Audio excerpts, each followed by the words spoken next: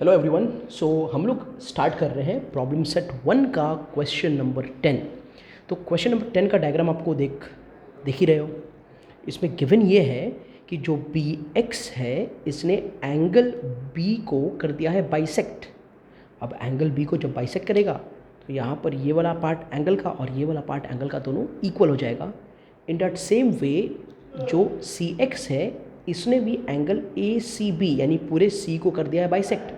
तो उसी मेथड से, बाइसेक्टर के मेथड से, ये एंगल और ये एंगल भी क्या हो जाएगा, इक्वल हो जाएगा। उसके बाद से हमें कुछ वैल्यूज़ दे दिया, जैसे ए बी का वैल्यू 5 दे दिया है, ए सी का वैल्यू 4 है और बी सी का वैल्यू 6 है। हमें ए एक्स अपॉन एक्स वाई इसका वैल्यू क्या होगा वो फाइंड करना है। तो बच्चों हम कुछ नया या अलग नहीं कर रहे हैं, बराबर। जैसे ही मुझे एंगल बाइसेक्टर दिखता है, बराबर, तो मैं कुछ और नहीं, कुछ भी नया नहीं करूँगा, मैं कुछ एक ऐसा प्रॉपर्टी अप्लाई कर लूँगा। ये आपका ए है, ये आपका बी है, ये आपका वाई है और ये आपका बी एक्स है। करेक्ट बच्चों। बी एक्स ने क्या किया है, बी एक्स ने एंगल बी को बाइसेक्ट किया है। तो हम बोलेंगे in triangle A B Y triangle में, जो ट्रायंगल यहाँ पर मैंने बनाया हूँ, इस ट्रायंगल के अंदर B X bisects angle A B Y को बी एक्स करता है bisect. Therefore we can say A B upon B Y will be equal to ax upon xy and property का नाम क्या है, एंगल बाइसेक्टर प्रॉपर्टी। इसी को कहते हैं हम एंगल बाइसेक्टर प्रॉपर्टी। तो अब बच्चों मैं क्या करूँगा, ए बी के जगह पर जो ए बी का वैल्यू है 5 वो हम सब्सटीट्यूट कर देंगे बी वाई के जगह बी वाई का वैल्यू। लेकिन बच्चों क्या है, बी वाई का वैल्यू नहीं दिया है, हमें क्या दिया है, पूरा बी सी दे दिया है। कितना दे दिया है, बी सी 6 दिया है। Value of B C is 6 that is given to us. हमें कोई भी एक पार्ट का वैल्यू गिवन नहीं है, हमें पूरा वैल्यू किसका दिया है बच्चों, बी सी का वैल्यू दिया गया है। तो यहाँ पर हम क्या करते हैं ना, यहाँ पर देखो, अगर ये पूरा बी सी 6 है और मैं ऐसा मान लूँ कि ये जो बी वाई है ये एक्स है, बी वाई एक्स है, तो एक नॉर्मल ज्योमेट्री के हिसाब से ये आपका पूरा बी सी है और ये बीच में पॉइंट वाई है, इसको आपने एक्स मान लिया, तो वाई सी क्या हो जाएगा, वाई सी हो जाएगा पूरे बी सी में से बी वाई को माइनस कर दो, पूरे बी सी में से बी वाई को माइनस करोगे तो वाई सी मिलेगा। अच्छा, पूरा बी सी कितना है, 6 है और बी वाई कितना है, एक्स है। तो इस तरह से वाई माइनस वाई सी जो है वो 6 माइनस एक्स हो जाएगा। कौन, Y C will becomes 6 minus X. ठीक है बच्चों, ये इंपॉर्टेंट चीज़ था, ये होपफुली आपको समझ में आया। ये हो जाएगा 6 माइनस एक्स, कौन, वाई सी। ये आपको अच्छे से याद रहे। तो अब ये कन्वर्जन को हम थोड़ा अलग से कर लेते हैं, जैसे कि मैंने बताया नहीं आपको। तो यहाँ पर ठीक है, क्या बोलेंगे हम लोग, let B Y is equal to X, then Y C will be equal to 6 minus X. अब वो कैसे आया 6 माइनस एक्स, वो तो आपको समझ में आ गया। अब हम वैल्यूज़ को करेंगे सब्सटीट्यूट। तो कौन कौन से वैल्यू को हम करें सब्सटीट्यूट, तो जो भी वैल्यूज़ हैं उनको करते हैं हम सब्सटीट्यूट। तो बी वाई क्या है आपका, एक्स है, तो यहाँ पर आप लिख दो एक्स और A X upon X Y as it is. ठीक है, ये हमने लिख दिया। ओके, इसको मैं ऐसा कर लेता हूँ, 1 मार्क कर देता हूँ। ठीक है, अब आगे जो है एक ट्रायंगल हम और ले लेते हैं।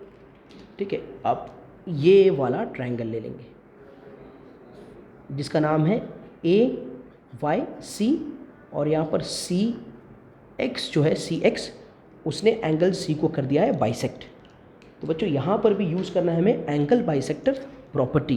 तो फिर से बोलेंगे हम लोग, in triangle A C Y C X bisects angle ACY, and therefore AC upon YC will be equal to AX upon XY. AC upon YC will be equal to AX upon XY. और reason क्या हो जाएगा? Angle bisector property, angle bisector property के हिसाब से ऐसा हो जाएगा।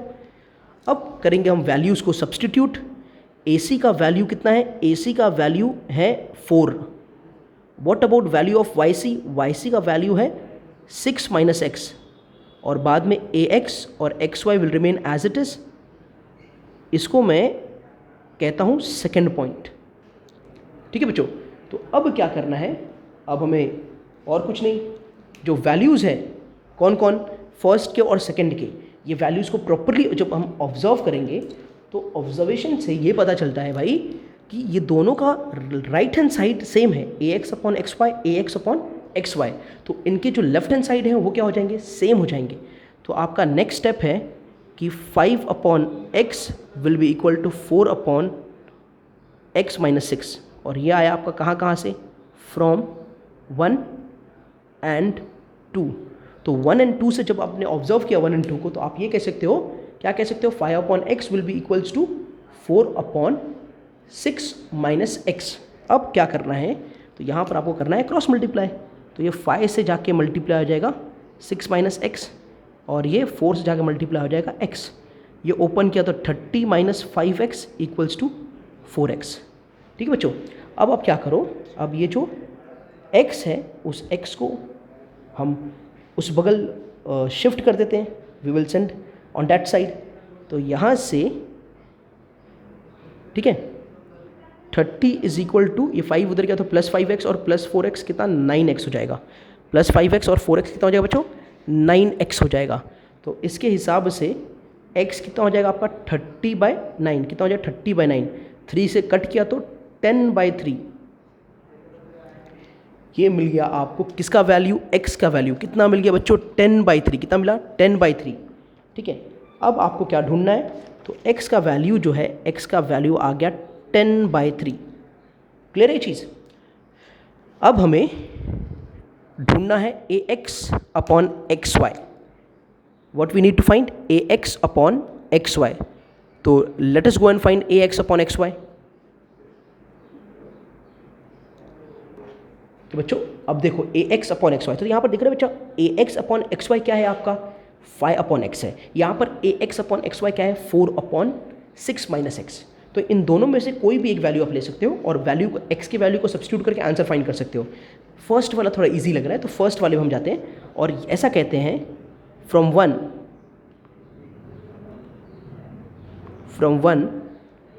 5 upon x is equal to AX upon XY। ठीक है, ये 1 से आया तो 5 का 5 है। x का वैल्यू क्या है बच्चों?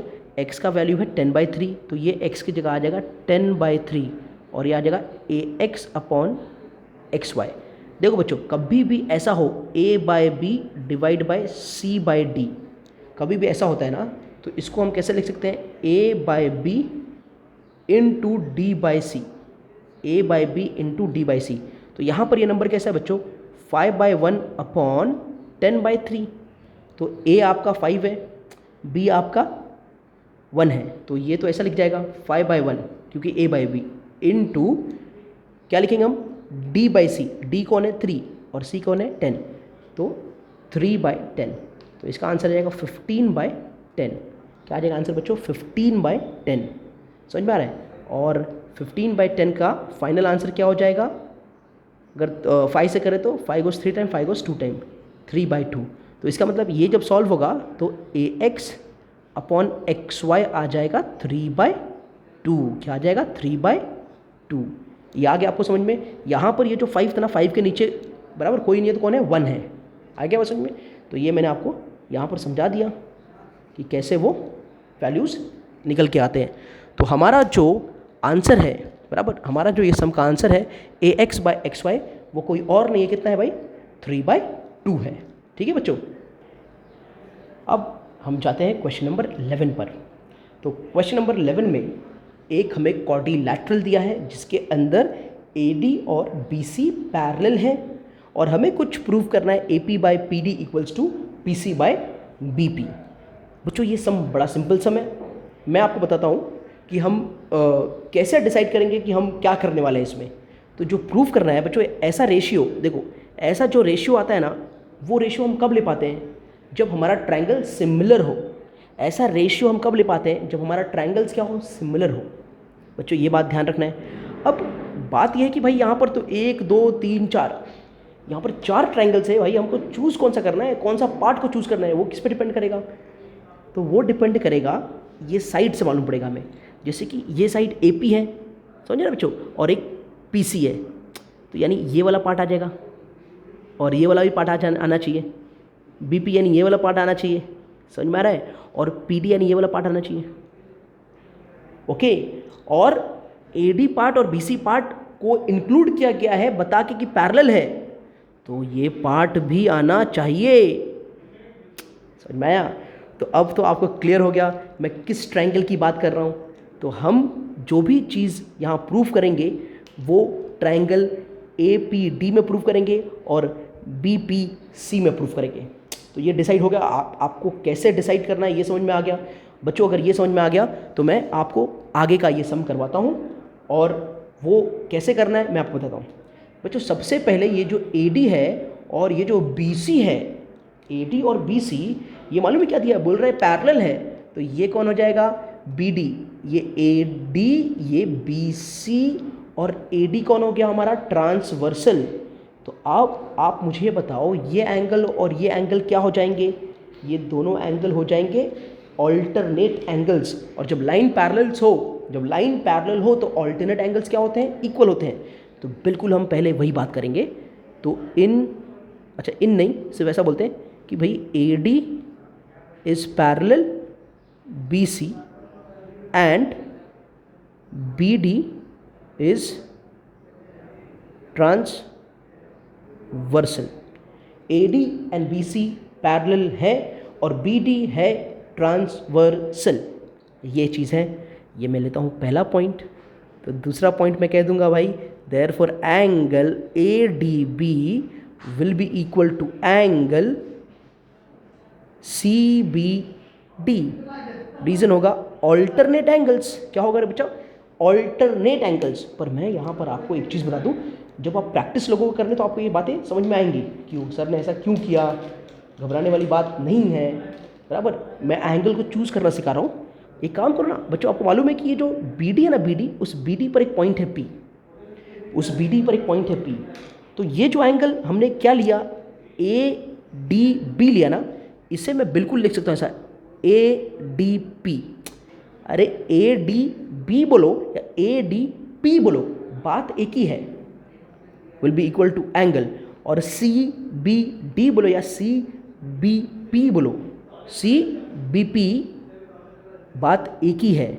और रीज़न मालूम है क्या आएगा? इसका कारण क्या दोगे आप? मालूम है कि ये BP और D एक ही लाइन पर है, B dash P dash D, ये तीनों पॉइंट्स एक ही लाइन पर हैं। तो एंगल को हम ADB तक या ADP तक रखें, बात एक ही होने वाला है।